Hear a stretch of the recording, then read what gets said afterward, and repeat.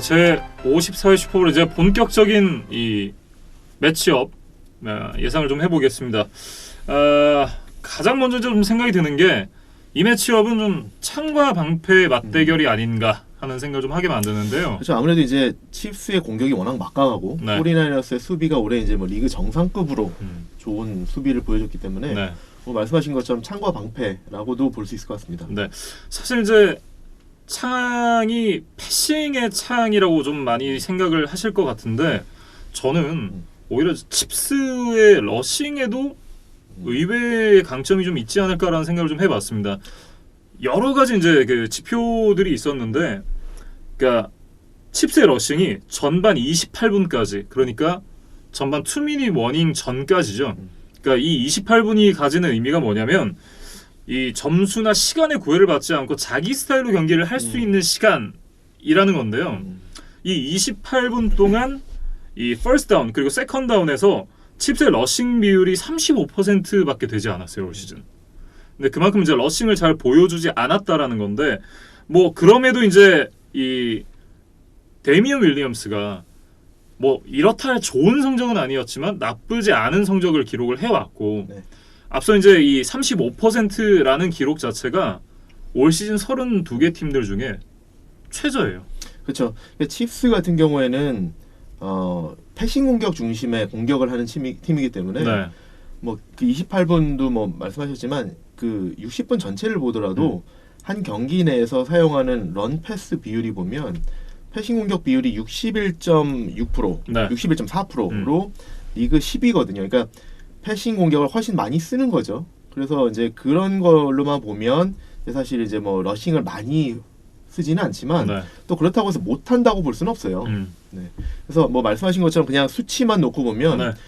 그 뭐죠 기본적으로 러싱 자체를 많이 안 하는 영향이 큰데 리그 전체로 봤을 때 러싱 야드 기준으로 리그 23위다. 네. 근데 이게 이제 뭐 많이 안 하니까 공격 비중으로 봤을 때 그 패싱 공격이 리그 10위다. 그럼 바꿔 말하면 러싱 횟수는 러싱 비중은 23위라는 거거든요. 그렇죠. 그러니까 사실 어떻게 보면 23번째로 많은 러싱 공격을 하니까 러싱 야드도 23위밖에 될 수 없는 사실 정확히 일치하는 그런 그렇죠. 어떤 그런 수치라고 좀 말씀드릴 수 있습니다. 네. 근데 말씀하신 것처럼 그 러싱을 해야 될 때 못하느냐 또 그건 아니거든요. 왜냐하면 그 전체적인 절대적인 숫자가 적지 네.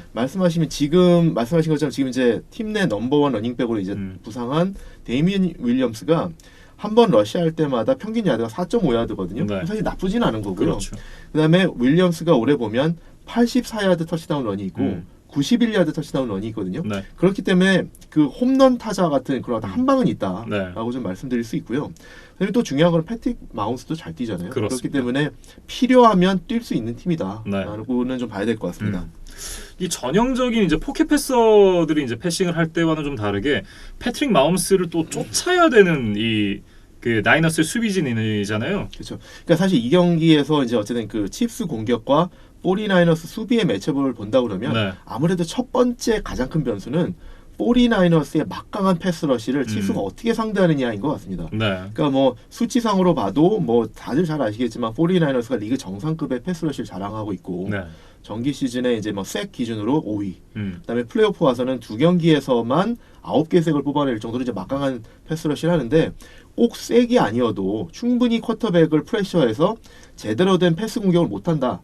그럼 그건 충분히 프레셔를 한 거거든요. 그렇죠. 근데 그런 패스러시를 어떻게 이제 칩스가 차단하느냐. 이게 첫 번째 변수일 것 같은데 칩스 오펜시브 라인이 패스 프로텍션이 이렇게 나쁘지는 않아요. 네. 그러니까 2.5초 동안 상대편의 패스 프레셔를 얼마나 막아주느냐 라는 거를 기준으로 봤을 때 리그 2위였거든요 올해. 그러니까 그런 수치가 나쁘지 않고 또 이제 양쪽 태클 라이트 태클 미첼 슈월츠는 뭐 올해 리그 최고의 라이트 태클 중에 한 명이었고요. 레프트 태클 에릭 피셔는 좀 부상이 있어서 일부 결장하긴 했지만 출전했을 때는 괜찮은 활약을 펼쳐 보였거든요. 그러니까 오펜시브 라인이 나쁘지는 않다. 그런데 사실 오펜시브 라인이 이게 수치상으로 좋아 보이는 것도 있지만 그거는 오펜시브 라인이 어느 정도 잘한 것도 분명히 있지만 네. 사실은 패트릭 마홈스가 워낙 잘하기 때문에 네. 조금 더 이렇게 더 잘해 보이는 것처럼 보일 수 있다. 근데 왜냐하면 패트릭 마홈스가 올 시즌 14경기를 뛰면서 색을 17개밖에 안 당했거든요. 네. 그러니까 이게 올 시즌 주전 쿼터백 중에서 경기당 색을 보면 경기당 1.2개의 색으로 가장 낮은 수치거든요. 네. 그러니까 주전 쿼터백 중에서 가장 색을 안 당했다. 그리고 또 이것만이 아니라 색을 안 당하는 것만이 아니라 프레셔 상황에서의 패서 레이팅이 작년에도 그랬고 올해도 그랬고 가장 높은 쿼터백 중에 한 명이거든요. 그러니까 어떻게 보면 이 패스 러시가 들어오면 마홈스가 리그의 최고 쿼터백 중에 하나다라고 네. 말씀드릴 수 있기 때문에 오펜시브 라인이 이 도움을 받은 것도 분명히 있죠. 그래서 일단 그 지금 오펜시브 라인이나 마홈스의 상황을 봤을 때 이 칩스의 공격이 49어스의 패스 러시하고 한번 해볼 만하지 않을까라는 생각도 해볼 수 있다. 네. 그리고 이제 또 하나의 어쨌든 그 변수는 패스 러시를 막으려고 그러면 패스 러시를 상쇄시키려고 그러면 러닝 게임이 중요한데 네. 아까 이제 먼저 짚어주신 것처럼 칩스의 러닝 공격이 뭐 리그 정상급이다 이건 아니지만 네. 필요할 땐 해줄 수 있다라는 거거든요. 그러니까 수치상으로 23위에 랭크가 되어 있지만 절대 23위급의 러닝은 아니다라는 얘기인 거죠. 그렇죠. 비율이 그렇게 나오는 네. 거고 필요할 땐 충분히 해줄 수 있는 팀이다라는 거고 또 이제 49ers를 저희가 이제 여러 차례 언급하면서 그 수비의 약점 중에 하나로 꼽았던 게 49ers가 패싱 디펜스보다는 상대적으로 러싱 디펜스가 약하다. 그리고 특히 상대편에 러싱 스레트가 2명 이상 있을 때 되게 취약하다라고 말씀을 드렸는데 이걸 조금 더 정확히 표현하면 상대방 쿼터백이 듀얼 스렛 쿼터백일 때 상당히 취약하다라는 거거든요. 그래서 그거를 좀 수치를 좀 말씀드려보면 49ers가 올해 이제 러싱 디펜스가 경기당 112야드를 허용하고 있거든요. 그러니까 네. 이 수치를 봤을 때는 아주 나쁘다고 말씀드릴 수는 없어요. 그런데 쿼터백이 듀얼 스렛 쿼터백인 팀들을 상대했을 때 러싱 야드를 보면 카일러 머리의 애리조나를 2번을 상대했었고 러셀 윌슨의 시애틀을 2번을 상대했었고 맞아요. 그다음에 이제 라마 잭슨의 볼티머어를 상대했었는데 네. 이 5경기에서 평균 허용한 야드가 148야드거든요. 그러니까 이 수치만 놓고 보면 경기당 148야드를 허용한다? 그럼 이거는 리그 31위거든요. 그러니까 그 정도로 안 좋아진다. 네. 그 중에서 쿼터백에게 경기당 허용한 러싱 야드가 57야드다. 근데 지금 칩스는 어떻다? 리그 최고의 듀얼 스렛 쿼터백 중에 한 명인 마홈스가 있다. 네. 그리고 마홈스가 플레이오프에서 경기당 53야드씩 띄워주고 있다. 그렇기 때문에 이 마홈스가 버티고 있는 칩스의 러싱 공격이 49ers의 러싱 디펜스를 상대한다 그러면 사실 해볼만 하다. 네. 그래서 이 49ers의 그 패스 러시가 상당히 막강한데 칩스의 공격진을 보면 한번 해볼만 할 것 같다라는 매치업이 되는 것 같습니다. 네. 근데 이제 러닝 게임도 통할 수 있다라는 얘기를 해주셨는데 사실 러닝 게임이 생각보다 약하지 않다라는 말씀을 드리긴 했지만 이 팀의 진짜 무기는 패스잖아요. 그렇죠. 이제 칩스의 진짜 뭐 저희가 이제 사실 마홈스를 패싱 공격 얘기하기 전부터 지금 러싱 공격 그다음에 뭐 패스 프로텍션부터 이제 마홈스 얘기가 나왔는데 네. 진짜 장기는 패싱 공격이죠. 그렇죠. 근데 이제 그러면 마홈스만이 아니라 같이 뛰는 이제 리시버 진영을 봐야죠. 근데 뭐 저희가 항상 말씀드리는 거지만 타이릭 킬이라든지 미콜 하드맨, 디마커스 로빈슨, 그다음에 뭐 세미 와킨스 이런 스피디한 리시버들이 질비하고요. 네. 거기에다가 리그 최고의 타이든드 중에 한 명인 트래비스 켈시가 버티고 있다. 그래서 이 많은 리시버들을 과연 49ers가 어떻게 매치업할 거냐 이것도 진짜 재미있는 매치업인데 네.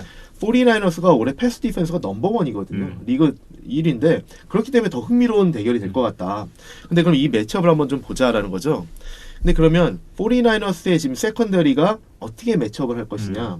근데 저희 아까 뭐 이제 김민준 아나운서가 먼저 말씀해 주셨지만 일단 그 넘버원 코너백 리처드 셔먼이 타이릭 킬에게 이제 붙을 가능성이 높다. 네.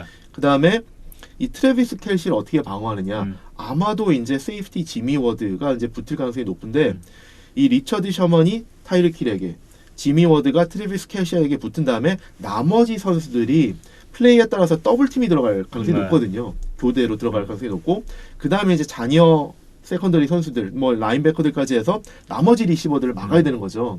근데 여기서 과연 매치업이 누구한테 유리하게 갈 거냐?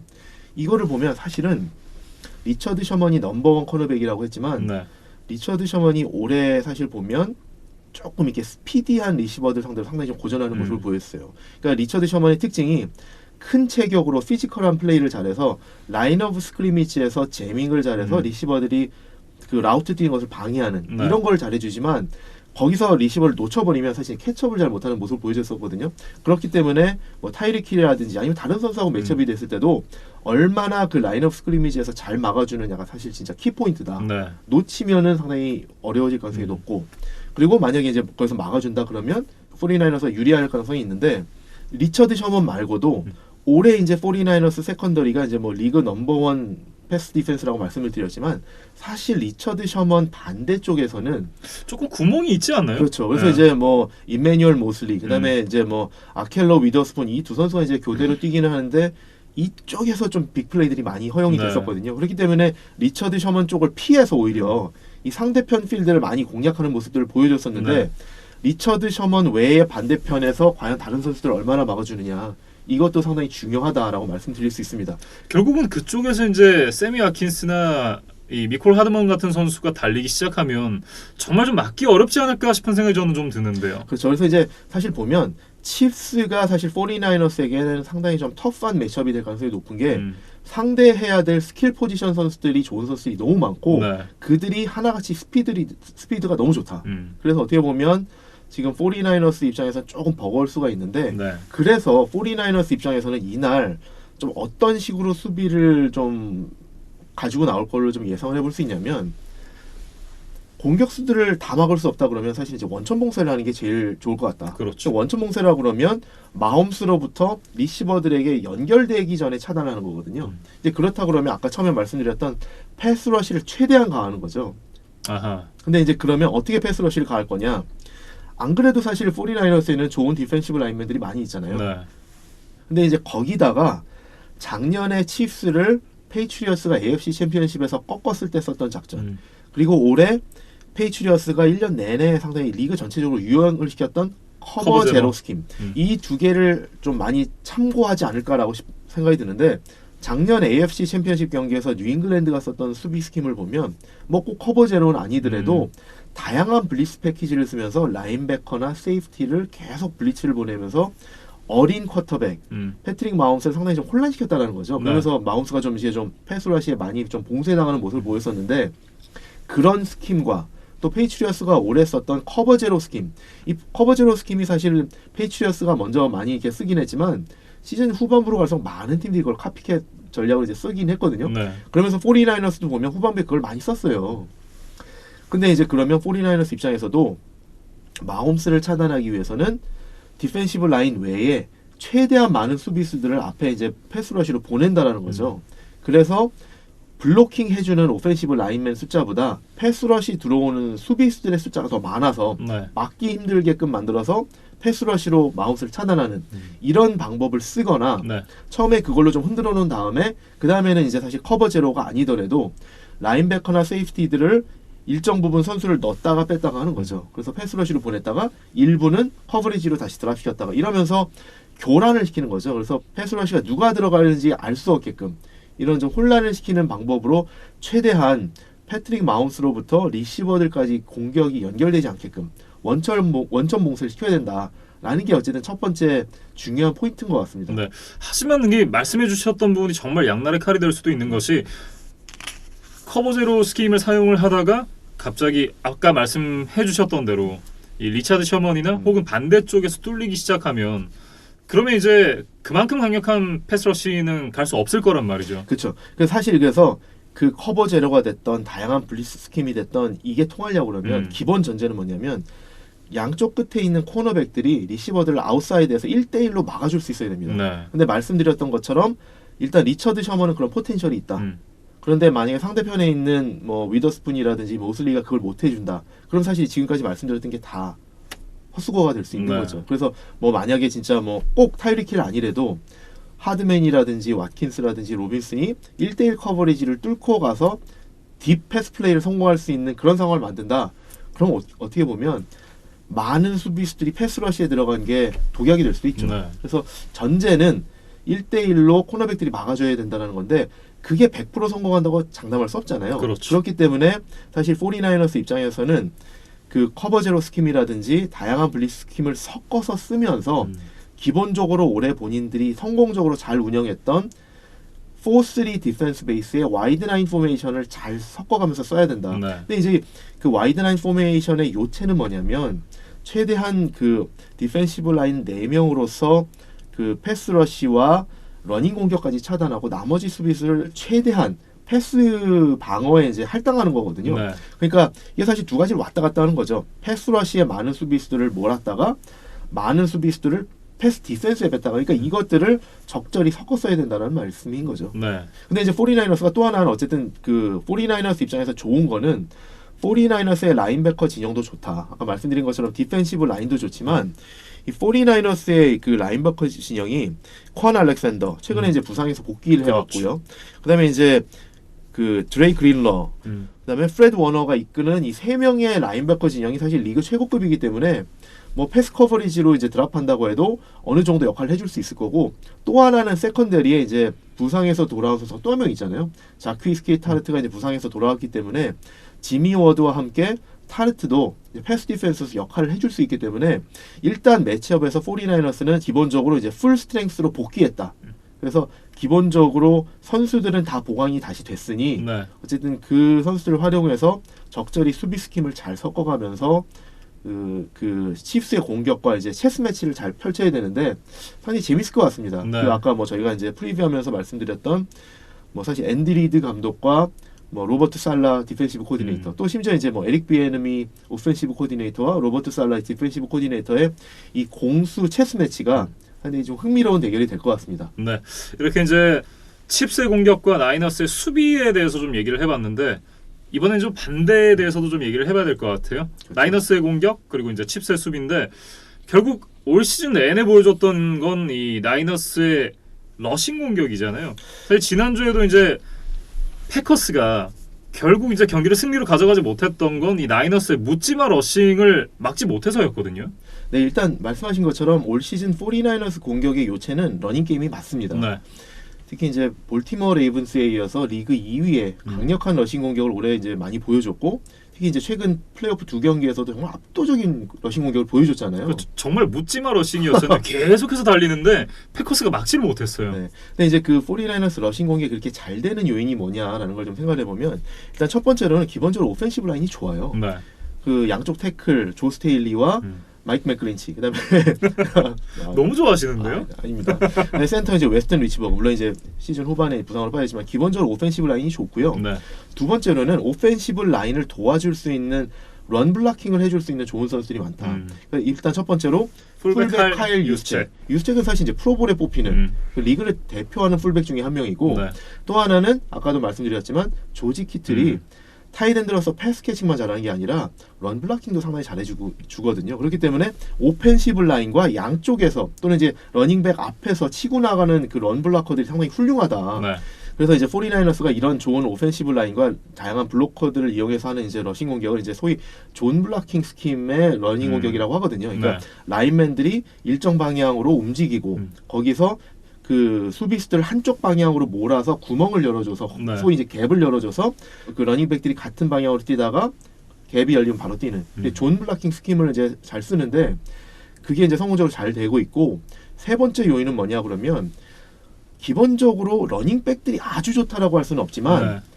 괜찮은 러닝백들을 여러 명을 교체를 잘 쓰고 있는데 그 세 명의 특성들이 또 좀 다 다르다. 네. 먼저 테빈 콜맨부터 말씀드리면 이 좁은 공간에서의 민첩한 움직임이 좋아서 좁은 공간을 잘 빠져나가는 그런 민첩함이 상당히 좋고 두 번째로는 이제 맷 브레이더 같은 경우는 이제 직선 주력 스피드가 상당히 좋다. 네. 그리고 세 번째 라힌 모스터트 같은 경우에는 뭐 지난주에 말씀드린 것처럼 100m를 10.15초에 뛰는 주력도 있지만 상당히 터프한 스타일의 러닝백이다. 네. 그래서 이 세 명의 다른 특징들을 가진 러닝백들을 상황에 따라서 다르게 쓰면서 러싱 공격 자체도 좀 다양화하고 있다. 네. 또 이들만이 아니라 셰너인 감독이 상황에 따라서는 와이드 리시버들을 다양한 러싱 공격에 쓰면서 이제 리버스도 하고 그렇죠. 젯 스윕도 하고 또 심지어는 타이트엔드 조지 키틀도 러싱 공격에 쓰기도 하거든요. 네. 그러니까 러싱 공격이라고 해서 다 똑같은 러싱 공격이 아니라 러싱 공격 자체도 다양화해서 쓰고 있다. 네. 그렇기 때문에 상대방이 이거를 막아야 되는데 볼 때마다 러싱 공격 자체도 변화하기 때문에 대응하기가 그렇게 쉬운 게 아니다. 네. 그래서 러싱 공격을 많이 쓰는데 그것 자체도 예측하기가 힘들기 때문에 이런 면에서 성공적으로 러싱 공격을 하고 있다라는 네. 말씀을 드릴 수 있습니다. 그래서 이제 러싱 공격에서의 다양한 디멘전이 있다라는 이제 말씀을 해주셨는데 이 다양한 그 디멘전 중에 하나가 지금 이제 없어질 위기에 처했습니다. 테빈 콜먼 선수가 지금 현재 어깨 부상을 입고 있는데 이 선수가 지금 현재까지 이 훈련에 참가를 하지 못하고 있다라고 하거든요. 네, 그러니까 뭐 어깨 탈구 부상을 당해서 사실 이제 좀 조심스럽게 접근을 하고 있고 아마 이제 100% 기량은 아닐 것 같긴 한데 네. 그래도 이제 2주 쉬고 슈퍼볼이라는 이런 사실 이 경기를 위해서 모두가 뛰는 건데 안 나올 것 같지는 않거든요. 네. 근데 이제 출전한다고 볼 때 과연 진짜 그 말씀하신 것처럼 그 부상으로서 얼마나 기량을 발휘해 줄 거냐라는 네. 게 일단 하나 이제 49ers 입장에서는 좀 우려 요인이고 그렇죠. 3명 중에 1명이 이제 좀 그 부상의 우려가 있으니까. 그다음에 또 하나 이제 짚어보자 그러면 49ers처럼 플레이오프에 와서 압도적인 러싱 공격을 보이던 팀이 칩스한테 맡겼다. 네. 데릭 헨리가 막혔죠. 그러니까 사실 AFC에서 똑같은 그런 공격을 하던 팀이 타이탄스잖아요. 네. 그러면서 뭐 3경기 연속 180야드 이상을 러싱을 하고 있었는데 그 팀이 칩스를 만나서 막혔다는 네. 거죠. 근데 이제 칩스가 수비에서 어떻게 이렇게 잘 막아냈냐라는 걸 보면 부상으로 빠졌었던 이제 프로볼러 크리스 존스. 크리스 존스가 복귀를 했죠. 그래서 이제 사실 지난주 경기 때만 해도 100%가 아니기 때문에 네. 뭐 경기를 많이 뛰지 못했거든요. 스냅 카운트를 하면서 그렇죠. 주로 이제 서드 다운 때 들어오거나 맞아요. 퍼스트 다운이나 세컨드 다운에서는 아주 제한적으로 이제 플레이를 했었는데 슈퍼볼 때는 아마 이제 제기량 가까이 차실 것 같다. 그래서 이제 조금 더 이제 참여도가 높을 것 같은데 그렇다 그러면 이제 사실 이제 패스 러시는 물론이고 네. 런 디펜스에 있어서도 49ers에게 상당히 좀 경계의 대상이 될 수 있다라고 좀 생각해 볼 수 있습니다. 네. 나이너스 쪽에 좀 우려할 만한 이 상황들에 대한 얘기를 해드렸었는데 그렇다면 이제 나이너스 쪽에 업사이드는 어느 요소가 있다고 봐야 될까요? 그러니까 사실 49ers가 러닝 공격이 잘 되고 있는 건 맞는데 뭐 꼭 타이탄스 정도로 이렇게 막히진 않더라도 사실 칩스 같이 공격력이 높은 팀하고 상대하려고 그러면 러닝 공격만으로 상대하기는 어렵다. 그러니까 다양한 공격으로 최대한 많은 그 공격 방식으로 해서 최대한 득점 경쟁을 해야 되는데 그러려면 사실 이제 중반부터 예를 들어서 뭐 러싱 공격하다가 잘 안 되니까 갑자기 패싱 공격해야지 이거는 잘 안 되거든요. 네. 그러니까 사실 초반부터 지미 가라폴로의 패싱 공격도 적절히 섞었어야 된다. 그래야지 뭐 수비도 이것저것 다 방어해야 되는 이제 부담도 있고 가라폴로와 리시버들의 어떤 그 경기 감각도 계속 유지해 갈 수 있다라는 게 중요합니다. 네. 그렇다고 한다면 또 하나 제가 계속해서 이제 우려를 얘기를 하는 것 같지만 앞서 이 플레이오프에서 계속해서 가로폴로 선수가 패스를 많이 하지 않았거든요. 그렇죠. 그래서 그게 어떻게 보면 이제 경기 감각이 안 좋아질 수도 있다는 우려도 있지만 이게 또 반대로 보면 좋은 점도 있을 수 있거든요. 그러니까 예를 들면 뭐냐면 플레이오프 2경기를 치르면서 패스를 많이 안 했다는 거는 패싱 공격에서 원래 써야 되는 전략과 전술을 최대한 감췄다. 그렇기 때문에 셰나연 감독이 원래 쓰려고 했던 거를 다 아껴놨다가 슈퍼볼 때 한꺼번에 풀 수도 있다. 네. 근데 그렇다고 그러면 뭘 쓸 수 있냐면 일단 기본적으로 올 시즌에 보여줬던 공격 양상을 보면 일단 디보 세뮤얼을 이용한 다양한 숏 패싱 경기, 그러니까 뭐 퀵 슬랜트라든지, 네. 그다음에 뭐 스크린 플레이 이런 걸 통해서 빠른 패스를 통해서 디보 세뮤얼이 그 오픈 스페이스를 공략하는 야드 애프터 캐치를 노리는 것이 이제 기본이고요. 네. 그다음에 이제 뭐 러닝 공격에서 이제 런 블락킹을 하던 타이드엔드 조지 키틀이 이제 언더니스 패싱 공격을 하는 그런 게 이제 기본적으로 쓸 수 있는 거고 그 다음에는 뭘 좀 쓸 수 있냐면 올 시즌에 많이 안 보여줬던 원래 카일 시너헨이 오펜시브 코디네이터로 있으면서 다른 팀에서 썼던 공격들. 헤비 패싱 스킨. 그렇죠. 특히 그것도 이제 X나 Z 네. 리시버를 이용한 딥 패싱 플레이. 그래서 사실 어떻게 보면 애틀란타나 워싱턴에서 보여줬던 패싱 플레이를 보면 워싱턴에서는 이제 피에르 갈손이라는 넘버원 리시버, 그다음에 애틀란타에서는 훌리오 존스라는 뭐 리그 최고의 X 리시버죠. 그렇죠. 이런 선수를 통해서 쇼트 리시빙 게임을 통해서 수비수들 앞으로 몰아놓고 그다음에 훌리오 존스나 피에르 갈손을 이용한 롱 패스 플레이를 많이 썼었거든요. 네. 뒷공간 터는 패스. 그렇죠. 근데 이날 슈퍼볼에서 사실 이런 걸 안 쓸 이유가 없다. 근데 이제 다만 그거를 할 수 있는 선수가 있느냐? 찾아보자 그러면 사실 이메뉴얼 샌더스가 제일 가까울 것 같다. 네. 샌더스는 사실 X보다는 좀 Z에 가깝지만 스피드가 좋기 때문에 그런 역할을 해줄 수 있다. 그리고 또 하나 뭘 생각해 볼 수 있냐면 지금까지 보여주지 않았던 것도 다 보여줄 거다. 네. 그러니까 예측하지 못할 패싱 플레이도 많이 보여줄 거다. 근데 그걸로 생각해 볼 수 있는 게 뭐냐면 카일 유스책을 이용한 패싱 플레이도 할 수 있다. 왜냐하면 올 시즌 중에 카일 유스책을 아웃사이드의 라인업에서 이제 패싱 플레이를 한 것도 있지만 이 카일 유스책이라는 선수가 재밌는 거는 대학 때는 슬롯 리시버로 뛰었었거든요. 네. 그렇기 때문에 카일 유스책이 풀백으로 들어왔다가 사실 슬롯 리시버처럼 필드 중앙을 이용한 패스 공격을 할 수도 있거든요. 네. 그렇기 때문에 사실 수비진들이 많이 보지 못했던 그래서 익숙하지 않은 공격들을 다 쏟아낼 수 있다. 근데 이게 대표적인 사례가 전에도 슈퍼볼에서도 있었는 게 뭐냐면 사실 이제 피츠버그 스틸러스가 슈퍼볼 40에서 우승할 때 많은 이제 팬분들이 기억할 장면이 뭐냐면 하인스워드가 터치다운 캐치라는 플레이가 있었거든요. 근데 이제 하인스워드에게 패스 플레이를 했던 터치다운을 패스했던 선수가 누구냐? 빅벤이 아니고요. 와이드 리시버였던 앤투안 랜더렐이거든요. 근데 이 앤투안 랜더렐이 리시버였지만 대학교 때는 쿼터백이었거든요. 네. 그러니까 슈퍼볼 때 숨겨뒀다가 앤투안 랜더렐이 들어와서 리시버가 터치다운 패스를 연결해주는 이런 플레이를 했거든요. 네. 그러니까 이런 것들은 사실은 정규 시즌에 많이 보지 못하니까 그렇죠. 예측하기가 힘든 거죠. 근데 카일 유스잭 같은 경우에는 대학 때 슬라 리시버였다. 네. 이런 것들을 충분히 사실 카일 셔너인 감독이 다 끄집어내서 정규 시즌에 보여주지 않았던 여러 가지 플레이들을 다 쏟아낼 수 있다. 네. 그래서 기존의 코디네이터로서 본인이 다른 팀에서 썼던 공격들, 그 다음에 지금 프로에서 뛰는 선수들이 예전에 대학 때나 고등학교 때 뛰었던 포지션에서 했던 플레이들도 끄집어내서 쓸 수 있다. 네. 이런 것들까지 다 쏟아낸다 그러면 사실 이제 가로폴로가 뭐 플레이오프에서 많은 패싱 공격을 안 보여줬지만 반대로 그게 오히려 장점으로 작용할 수 있다라고 좀 생각해 볼 수 있습니다. 네. 양날에 또 칼이 될 수 있다라는 말씀을 해주셨는데 어찌됐든 이제 또 보여주지 않았던 그런 부분들을 칼 셰넌 감독이 꺼내든다면 그건 또 나이너스에게 굉장히 무서운 무기가 될 수 있겠다라는 생각이 드네요. 그렇죠. 그리고 이제 또 거기서도 이제 또 약간 이제 좀 우려점을 또 하나 짚어보자 그러면 이제 49ers의 오펜시브 라인도 조금 이제 생각해 볼 필요가 있어요. 왜냐하면 49ers 오펜시브 라인이 최근 두 경기에서는 뭐 패커스나 바이킹스를 상대하면서 너무 압도적인 경기를 하면서 사실 네. 러싱 공격 중심으로 압도적인 공격을 하면서 크게 어려움이 없었는데 패싱 공격을 이제 한다? 그럼 사실 이제 패스 블로킹을 해줘야 되잖아요. 네. 근데 패스 블로킹에서 어디가 좀 문제가 생길 수 있냐면 센터 웨스튼 리시버가 빠지고 지금 백업인 벤 갈랜드가 뛰는 센터 포지션이 문제일 수 있다.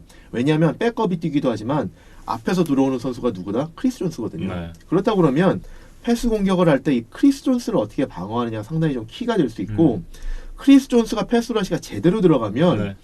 어떻게 보면 이게 턴오버를 유발할 수 있는 그런 요인이 될 수 있다. 그런데 칩스 세컨더리도 보면 올 시즌에 지금 이제 멀티플 인터셉션을 기록하고 있는 선수들이 여러 명이 있다. 네. 세이프티 타이런 매튜와 데니얼 소렌슨, 그다음에 코너백 차바리어스 워드와 바샤드 브릴랜드 이 선수들이 모두 지금 2개 이상의 인터셉션을 올 시즌에 기록하고 있기 때문에 사실 이제 호안돈 힐이라는 이제 주전 신인 그 세이프티가 빠진 상황에서도 충분히 이제 플레이메이커들이 있다. 네. 그래서 패스러시가 들어가면 턴오버에 대한 위험이 있기 때문에 49ers가 이 크리스 존스를 막지 못하면 이런 그 기회를 노리는 칩스의 세컨데리를 좀 조심할 필요는 있다라고 네. 좀 짚어보고 싶습니다. 네.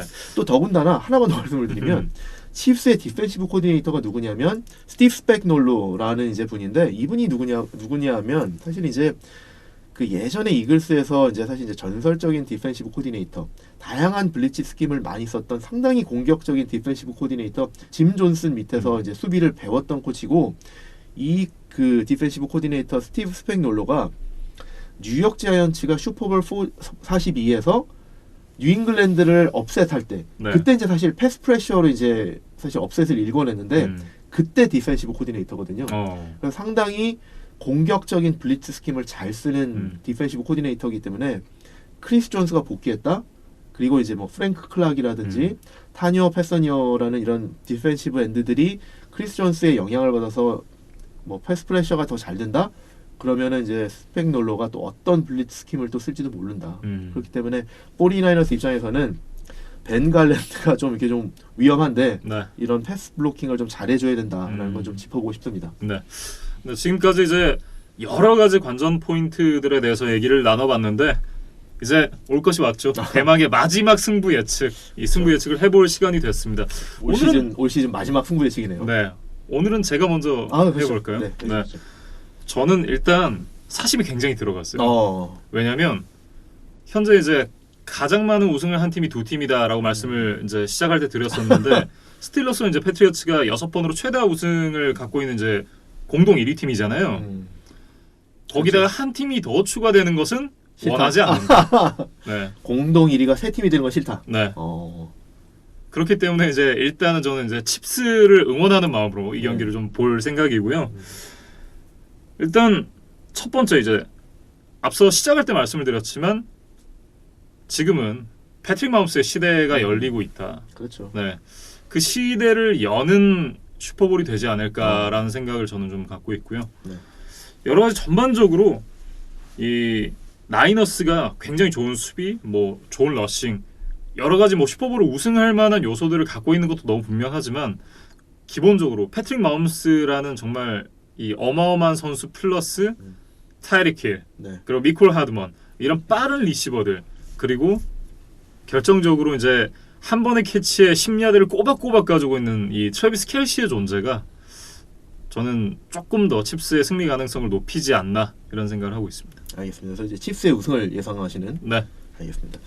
저도 이제 뭐 승부 예측을 하면서 일단 이 경기에 임하는 양 팀의 상태나 그 심리적인 면을 좀 먼저 좀 생각을 해보자 그러면 일단 49ers에 대해서는 저희가 올 시즌 얘기하면서 사실 이제 여러 차례 말씀을 드렸는데 올 시즌 16경기 그다음에 포스트 시즌까지 치르면서 49ers가 올 시즌 우리에게 보여준 모습은 49ers는 어떤 스타일의 경기도 할 수 있는 팀이다. 네. 그래서 예를 들면 뭐 난타전 이제 뭐 이렇게 점수가 많이 나는 그 슛아웃도 이길 수 있는 팀이고 소위 말해 이제 네일 바이터 그러니까 아주 타이트한 승부 뭐 수비전이 됐던 이런 것도 이길 수 있는 팀이고 패싱 공격 중심으로 경기를 풀어가도 이길 수 있는 팀이고 러싱 공격 중심으로 해도 이길 수 있는 팀이고 날씨가 좋든 나쁘든 이길 수 있는 팀이고 심지어는 턴오버를 여러 개 해도 이길 수 있는 팀이다. 네. 이런 모습들을 올해 이제 증명해줬거든요. 맞아요. 그렇기 때문에 이게 49ers 입장에서는 상당히 큰 자신감이 될 거다. 우리는 어떤 스타일의 경기를 해도 다 이길 수 있고 네. 결승전에서 상대방이 예측 못한 그런 어떤 경기 방식을 들고 나와도 우린 적응해서 다 이길 수 있다라는 면에서 상당히 큰 자신감이 될 겁니다. 칩스 입장에서도 좀 보자 그러면 일단 공격에서 최근 두 경기에서 24대 0, 17대 7이라는 두 번의 그 어떤 그 큰 점수 차를 극복해내고 이겼잖아요. 네. 근데 그 두 점수 차를 극복해내는 것도 보면 사실 24대 0은 정말 너무 큰 점수 차인데 너무 우습게 극복해냈잖아요. 그렇죠. 이런 걸 보면 공격력에서는 우리 아무도 못 막는다 라는 자신감이 있을 거고요. 수비 입장에서도 보면 전 이게 상당히 중요한 포인트일 것 같은데 49ers가 아까 말씀드린 것처럼 러닝백들도 좋은 러닝백들이 많고 리시버들도 뭐 이렇게 빠른 선수들이 있고 뭐 다양한 공격, 상당히 다양한 공격을 할 거잖아요. 그렇기 때문에 그거를 막기가 힘들 수가 있는데 칩스 수비수들이 가진 남들은 못 가진 장점이 뭔지 아세요? 그런 다양한 선수들과 빠른 선수들을 매주 연습에서 상대한다는 겁니다. 그러니까 49ers보다 더 빠른 선수들, 네. 더 다양한 선수들을 매주 연습에서 직접 상대하기 때문에 49ers 공격이 그거보다는 양상은 좀 다를 수 있으나 49ers가 다양한 선수들, 다양한 공격 스킴을 써와도 사실 그게 그렇게 당황스럽진 않을 거다. 왜냐하면 더 우수한 공격진을 매주 보기 때문에. 네. 그래서 그런 면에서 봤을 때 사실 공격이나 수비에서 칩스도 지금 심리적인 상태로 봤을 때는 우리가 질 이유가 없는데 라는 생각을 할 거고 49ers도 마찬가지이기 때문에 두 팀 모두 약간 이런 거죠. 상대편이 우리가 무엇을 기대하든지 간에 상대방은 더 그 이상의 것을 보여줄 건데 우린 그래도 당황하지 않고 이길 수 있다라는 자신감이 분명히 양 팀에게 다 있을 거다라는 네. 거죠. 그래서 상당히 어쨌든 재밌는 경기가 될 것 같고 타이트한 승부가 될 것 같아요. 네. 근데 이 경기가 어떻게 좀 진행될까라는 걸 한번 좀 뭐 감히 예측해 보자 그러면 저는 초반에는 49ers 페이스로 끌고 갈 가능성이 상당히 높다. 왜냐하면 49ers가 아까 말씀드린 것처럼 지난 두 경기에서 보여준 것처럼 상당히 강한 패스러시로 들고 나올 가능성이 높다. 특히 네. 아까 말씀드렸던 커버 제로 스킴까지 만약에 섞어가면서 다양한 선수들을 패스러시 할당한다 그러면 치프스 입장에서 볼 때는 패스 블로킹을 해주는 선수들보다 패스 러시가 들어오는 선수들이 수적으로 많기 때문에 네. 이거를 초반부터 다 대응하기는 힘들다. 그래서 이거에 적응하려면 시간이 걸릴 거기 때문에 초반에는 공격이 제대로 안 풀릴 가능성이 높다. 네. 반면에 그렇게 공을 넘겨받고 러싱 공격으로 계속 이렇게 파운딩을 하면서 49ers가 상당히 좀 우위를 점할 가능성이 높고 심지어 거기다가 예측 못한 패싱 공격까지 섞는다 그러면 초반에 49ers가 선취 득점을 하면서 주도권을 끌고 갈 가능성이 높다라고 네. 좀 생각이 듭니다. 그래서 전 한 1쿼터 내지 뭐 2쿼터 초반 정도까지는 49ers가 리드를 잡고 갈 가능성이 높다고 생각이 되는데 사실 이제 그때부터 어떤 생각이 드냐면 칩스가 이제 적응해 나갈 거다. 네. 패스러시에 적응해 나가는 것도 있고 뭐 앤디 리드라는 워낙 훌륭한 그 공격형 감독이 있기 때문에 그 패스러시에 대응할 방법들을 들고 나와서 시간이 지나고 적응이 되면 하나씩 이겨낼 거다. 네. 칩스의 공격수들이 특히 스킬 포지션 선수들이 너무 빠른 선수들이 많고 너무 좋은 선수들이 많다. 그렇기 때문에 49ers 수비가 좋다고는 하지만 60분 내내 이 선수들을 다 막아내긴 힘들 거다. 네. 그리고 또 리시버들만이 아니라 패트릭 마홈스라는 쿼터백이 런과 패스를 오가면서 이 RPO를 써가면서 할 수 있는 것들이 너무 많다. 그래서 이런 그런 다양한 플레이를 보여줄 때 과연 이거를 계속 막아낼 수 있느냐. 네. 그건 어렵다라는 생각이 들고요. 또 이런 생각이 듭니다. 사실 일정 부분 계속 잘 막아주다가도 칩스 같은 팀을 보면 하나의 빅플레이가 전체의 경기를 뒤집을 수 있거든요. 그렇죠. 한 방. 네. 그게 상당히 무서운 거죠. 심지어 그게 공격이 아니라 스페셜 팀에서의 하나의 빅플레이로도 바꿀 수 있다. 리턴 같은 거죠. 그렇죠. 네. 그래서 저희는 이미 봤었잖아요. 그 휴스턴 텍산스와의 경기에서도 사실 24대 0으로 지고 있다가 네. 미콜 하드맨의 킥오프 리턴 하나가 경기를 바꿨거든요. 그러니까 이게 공격만이 아니라 스페셜 팀스에서도 빅플레이 하나만 나오면 거기서 이제 이게 뭐 게임이 달라지는 거죠. 완전히 달라지기 네. 때문에 약간 비교하자 그러면 이런 거죠. 야구로 치자 그러면 단타로 주자를 모아서 막 이렇게 부지런히 주자를 모아서 득점을 하는 팀이 아니라 계속 잘 막히다가도 네. 상대편 투수가 실투 하나 하면 그걸로 홈런을 칠 수 있는 그런 타자들이 즐비한 팀이다. 네. 그렇기 때문에 49ers가 수비를 계속 잘하다가도 수비 하나가 실수로 뚫리면 거기서 빅플레이가 나오면 네. 거기서부터 이제 걷잡을 수 없는 그런 상황으로 갈 수도 있다. 그래서 예를 들어서 이런 거죠. 저는 이럴 가능성이 상당히 높다고 보여지는데 아까 말씀드린 것처럼 사실 이제 양쪽 코너백들이 이 뭐 패스러시가 많이 들어갈 때 양쪽 코너백들이 1대1로 칩스의 리시버들을 계속 막아주기 힘들거든요. 그 중에 누군가 한 명은 뚫릴 거다. 네. 그러면 거기서 빅플레이가 나오면 49ers가 거기에서 사실 이제 패스러셔들을 많이 뺄 수밖에 없죠.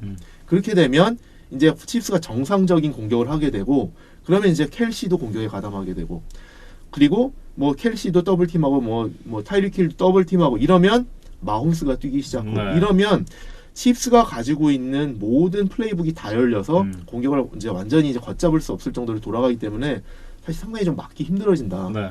그래서 그런 양상으로 가게 되면 칩스는 이제 고득점을 쌓아갈 거고 아까 말씀드린 것처럼 49ers 같은 경우에도 제 생각에는 러싱 공격만이 아니라 여러 가지 패싱 공격을 들고 나와서 잘 할 것 같거든요. 그렇게 되면 경기 후반부로 갈수록 수비전보다는 고득점 양상으로 이제 득점 경쟁을 펼칠 가능성이 좀 높지 않을까. 소위 말하는 난타전이 펼쳐질 그렇죠. 것 같다라는 말씀이시죠. 그럴 가능성이 높지 않을까라는 생각이 드는데 그렇게 되면 이제 4쿼터 후반으로 갈수록 고득점 경쟁이 돼서 뭐 난타전까지 간다 그러면 뭐가 경기를 좌우할 거냐 두 가지인데 하나는 턴오버. 누가 중요한 상황에서 턴오버를 범하고 범하지 않느냐. 네. 근데 올 시즌 칩스가 1년 내내 턴오버가 15개밖에 안 돼서 리그 3위거든요. 네.